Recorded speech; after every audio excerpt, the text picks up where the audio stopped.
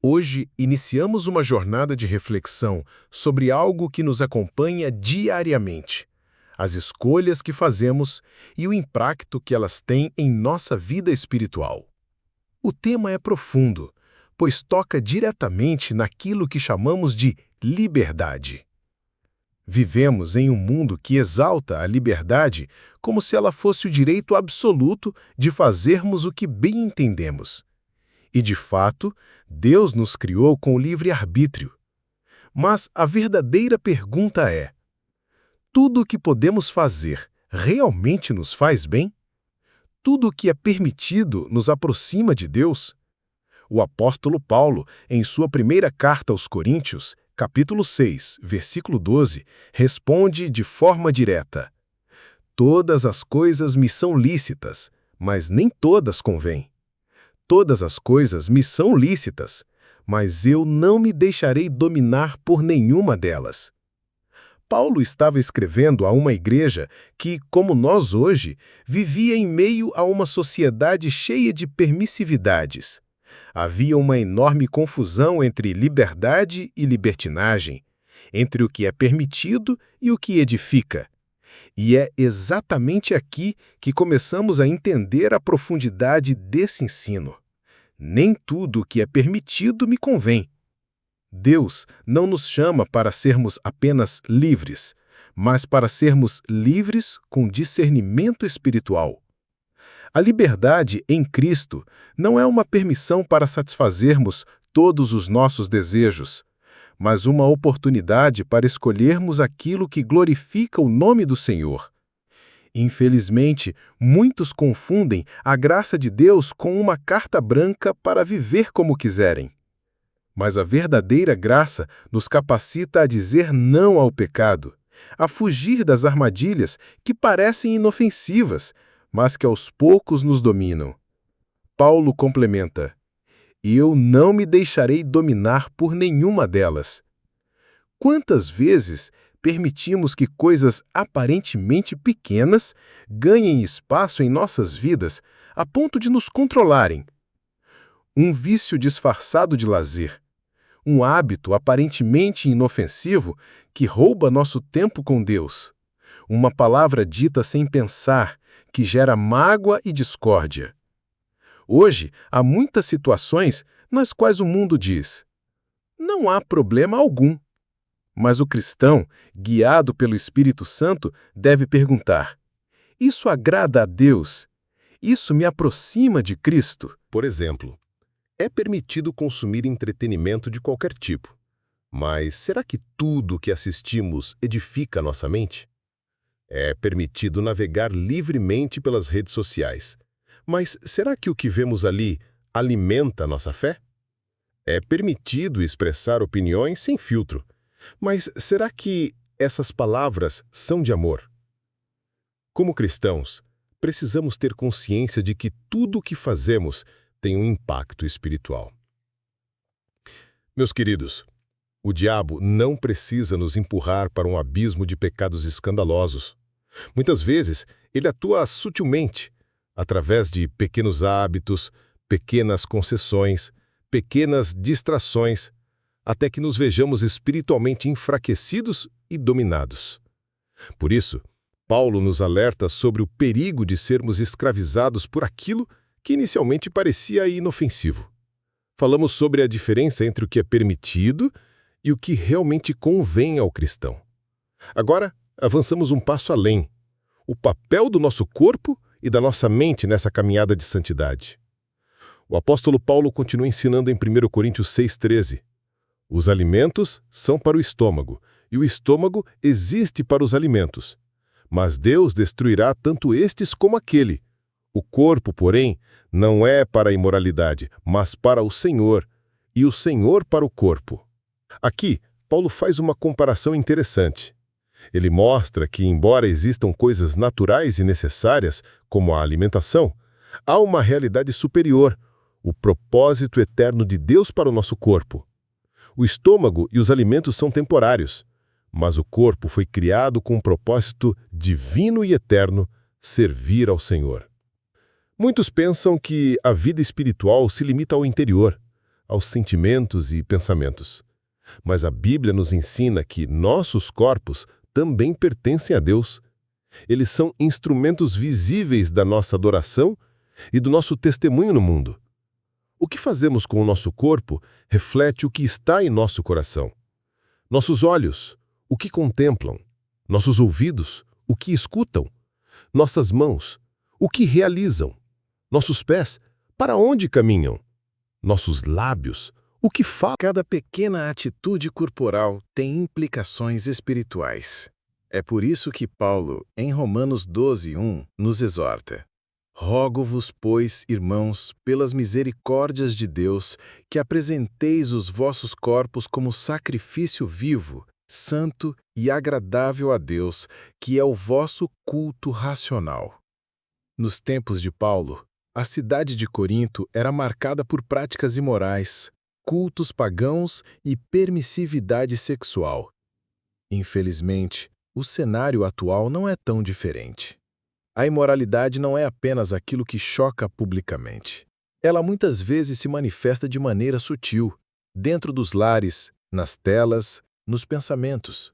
Hoje, muitos cristãos são bombardeados diariamente por conteúdos que distorcem os valores de pureza, que banalizam o pecado, que apresentam o errado como normal.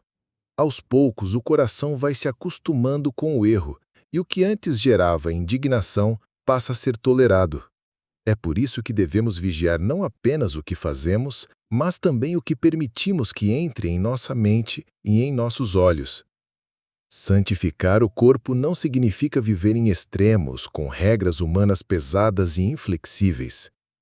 Significa, sim, permitir que o Espírito Santo governe cada aspecto da nossa vida, inclusive as pequenas escolhas diárias.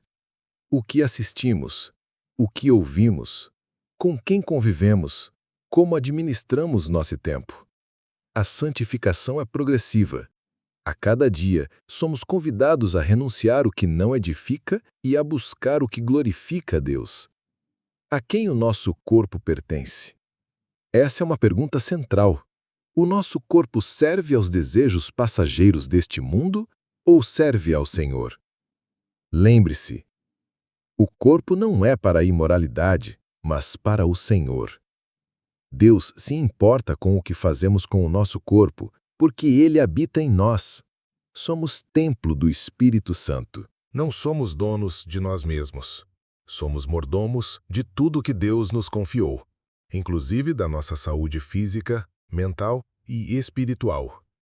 O cristão não vive isolado. Nossas escolhas e comportamentos são constantemente observados, avaliados e até julgados por diversos olhares. Pela nossa família, pelos irmãos na fé, pelo mundo que nos cerca e pelo mundo espiritual, onde há anjos e demônios atentos à nossa caminhada. O próprio Senhor Jesus declarou em Mateus 5:14-16: Vós sois a luz do mundo. Não se pode esconder uma cidade edificada sobre um monte, nem se acende uma candeia para colocá-la debaixo de um alqueire, mas no velador, e assim ilumina a todos os que estão na casa.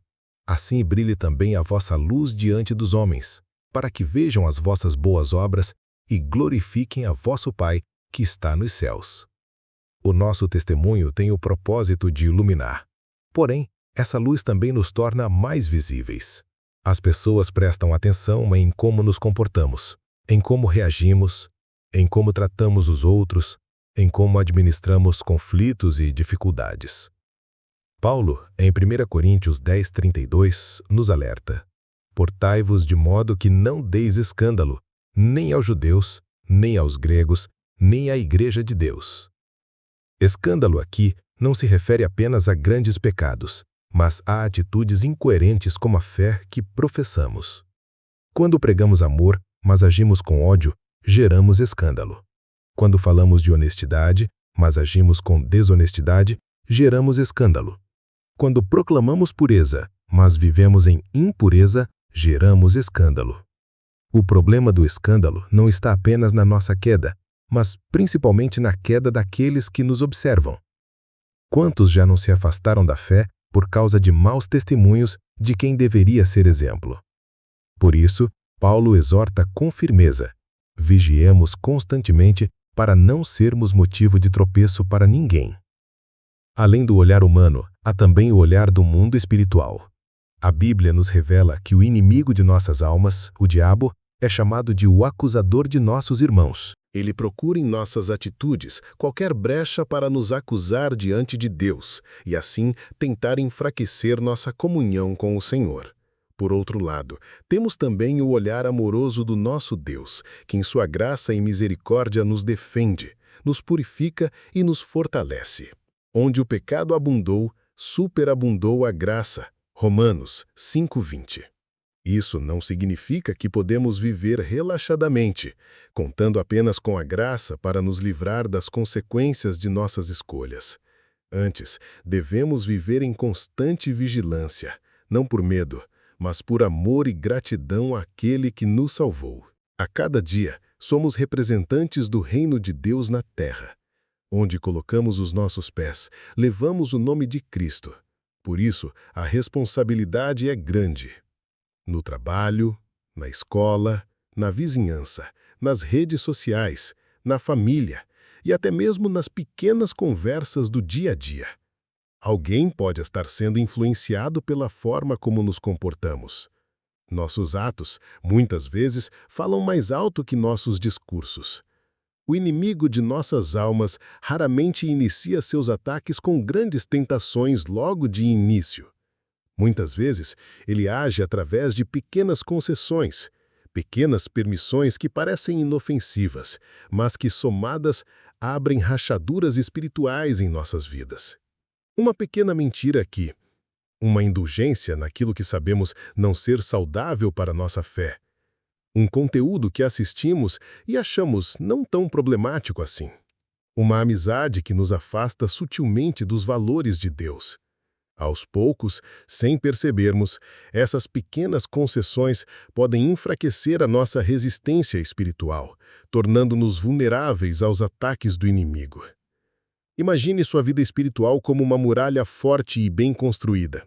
Essa muralha nos protege contra as setas do mal, contra o desânimo, contra tentações e ciladas. Mas toda vez que fazemos algo que desagrada a Deus, mesmo que pequeno, é como se retirássemos um tijolo dessa muralha. No início, a estrutura continua de pé, mas com o tempo, as brechas aumentam e a muralha fica frágil. Então, quando o inimigo percebe a fragilidade, ele ataca com força total. Foi por isso que Jesus, em Mateus 26:41, advertiu: vigiai e orai, para que não entreis em tentação. O espírito, na verdade, está pronto, mas a carne é fraca. Muitos caem porque acreditam estar espiritualmente fortes o suficiente para brincar com o pecado. Confiam em sua própria força, ignorando o alerta das Escrituras. Aquele, pois, que pensa estar em pé, olhe que não caia. 1 Coríntios 10:12. O diabo é astuto. Ele não tem pressa. Ele sabe que o coração humano tende a se acostumar com o que é errado quando o erro vem disfarçado de liberdade e prazer momentâneo. Por isso, a vigilância precisa ser constante. A boa notícia é que não estamos sozinhos nessa batalha. O próprio Deus nos concede o seu Espírito Santo para nos guiar, fortalecer e nos alertar quando estamos nos aproximando do perigo. O Espírito Santo sussurra quando estamos prestes a ceder. Ele incomoda o coração quando damos os primeiros passos em direção ao erro. Ele nos lembra da palavra de Deus, que serve como lâmpada para nossos pés e luz para o nosso caminho. A santificação diária só é possível com o auxílio constante do Espírito Santo. É Ele quem nos dá força para dizer não às tentações e sim à vontade de Deus. O cristão maduro é aquele que não confia em si mesmo, mas reconhece sua dependência do Senhor todos os dias. Antes de falar, ele ora. Antes de agir, ele consulta a palavra. Antes de decidir, ele busca a direção do Espírito Santo. Vigilância não é viver com medo, mas com zelo e reverência por aquele que nos resgatou com o precioso sangue de Cristo. A maturidade cristã se manifesta naquelas pequenas escolhas que fazemos quando ninguém está olhando. Ela está presente quando dizemos não ao pecado, mesmo quando seria fácil ceder. Quando controlamos nossos impulsos e paixões, mesmo diante das provocações. Quando buscamos em Deus a força para resistir às ofertas deste mundo, sabendo que há algo muito maior nos esperando, a coroa da vida. Como Paulo escreveu em Filipenses 1:27, vivei de modo digno do Evangelho de Cristo. Cada cristão é um representante do reino de Deus nesta terra. Somos cartas vivas que o mundo lê. Nossas palavras, nossos gestos, nossas atitudes, tudo comunica ao mundo quem é o Deus a quem servimos. Por isso, precisamos vigiar para que o nosso testemunho não seja manchado por comportamentos que não condizem com o Evangelho. Aquilo que o mundo pratica livremente, se for visto em nós, pode ser motivo de escândalo e tropeço para outros. Mas ainda que sejamos frágeis, o Senhor nos sustenta.